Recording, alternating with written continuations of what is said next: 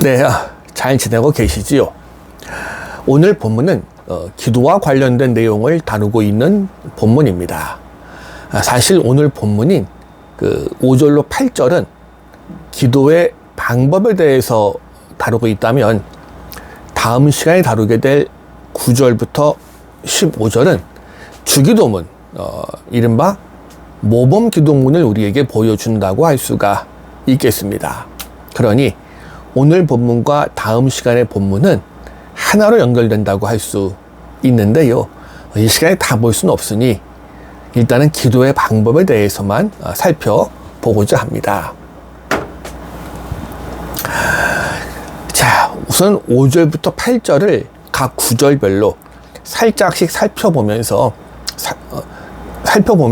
이 해석을 한번 해보고요. 그 다음에 오늘 본문이 결국 그래서 무엇을 우리에게 이야기하려고 하는지 나누어 보고자 합니다. 자, 먼저 5절을 보시면 회당과 큰 거리 어귀에 서서라고 기록합니다. 이 당시 유대인들이 애용하던 기도 자세 중에 하나가 바로 서서 기도하는 겁니다. 물론 무릎 꿇고 기도하는 경우도 있었고요. 심지어 엎드려서 기도하는 경우도 있었습니다. 단 오늘 본문에서 문제 삼고 있는 건 실내든 실외든 공개적이고 과시적인 기도에 대해서 말하고 있다 생각하시면 되겠습니다. 다음 6절은 내 골방으로 들어가 문을 닫고 라고 기록합니다. 여기서 말하는 골방은 문자 그대로 해석하면 집안의 밀실 또는 창고를 의미합니다. 이 명령도 일종의 예시적인 명령으로 과장법을 사용하고 있습니다. 그러니 중요한 건 그 골방이 어느 장소인지 어느 방인지가 중요한 게 아니고요. 어떻게 하느냐에 있는 겁니다. 기도는 하나님과 나 자신과의 교제이니까 말입니다. 다른 어떤 사람을 의식하는 게 아닌 거지요.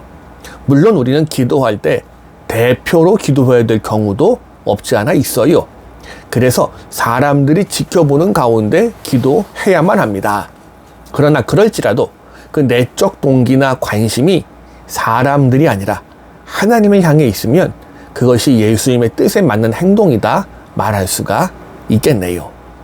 다음 또 7절 보시면 이방인과 같이 중언부언하지 말라라고 기록합니다. 사실 이 단어 중언부언하다에 사용된 헬라어 바탈로게오라는 단어는 상당히 드물게 사용된 단어이기 때문에 그 정확한 뜻과 어원에 대해서는 지금도 사실 논란이 많이 있습니다. 그러나 이 마태복음 안에서만큼 특히 이 단어의 뒤에 이어 나오는 말을 많이 하여야 라는 어구에 의해서 오늘 본문에서만큼은 비교적 정확하게 규정된다고 할 수 있습니다. 그런 의미에서 우리가 가진 성경에서 번역한 것처럼 중언부언이라는 한자 번역은 매우 정확하다 할 수 있겠습니다. 또 7절에 보시면 이방인과 같이 라고 기록하는데요. 이건 이방인들을 모두 가리키는 말이라기보단 이방 종교들을 염두에 둔 말로 보시면 되겠습니다. 이 당시 이방 종교들, 그러니까 우상을 숭배하던 그들의 예배는 이른바 황홀경 아래에서 많은 말로 기도하는 걸 무척 좋게 여겼거든요.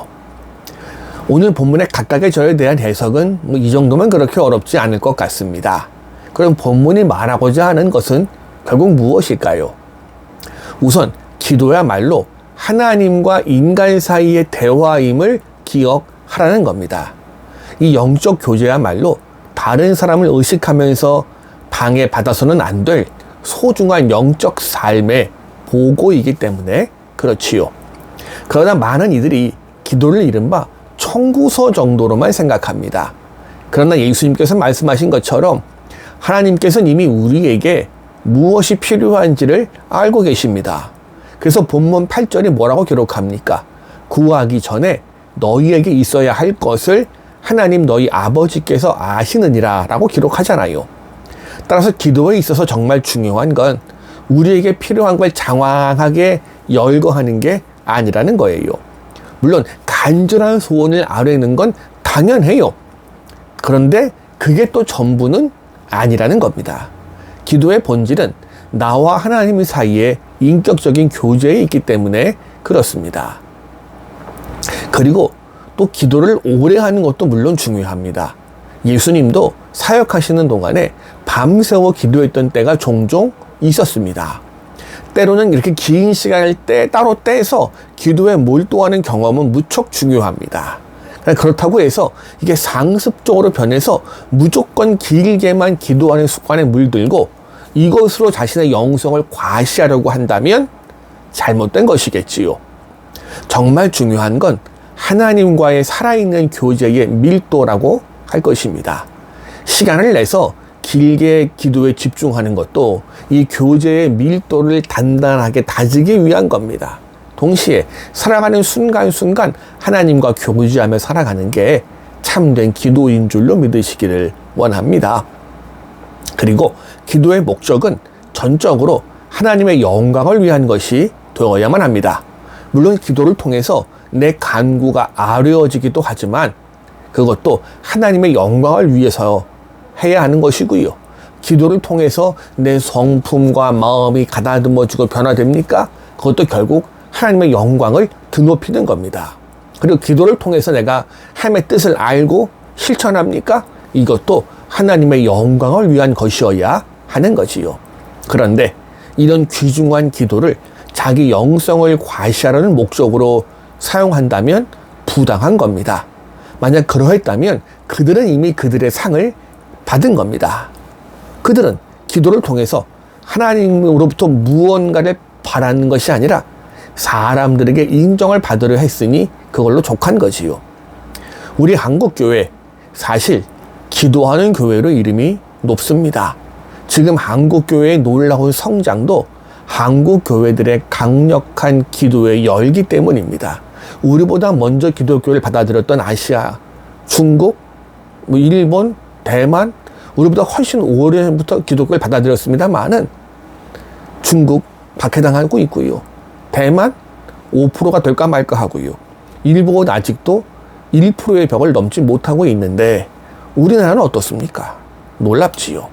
그런데 이 뜨거운 기도의 열기 때문에 부흥했지만 동시에 이렇게 열기가 드높았던 만큼 기도에 대한 오해도 만만치 않게 쌓여왔습니다. 그런 기도에 대한 오해와 해결 방법에 대해서 제가 예전에 이 영상 수요 성서 연구 중에서 제일 처음 기도 파트에서 12편의 강의를 통해서 말씀을 나눈 적이 있었는데요. 이 기회에 시간을 내서 다시 한번 그 영상들을 시청해 보셨으면 좋겠습니다.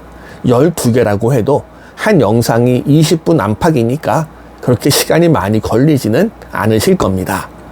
또 그 기도와 관련된 영상을 올린 지가 벌써 4년 정도 지났으니 다시 한번 복습해 보기를 권면해 드립니다.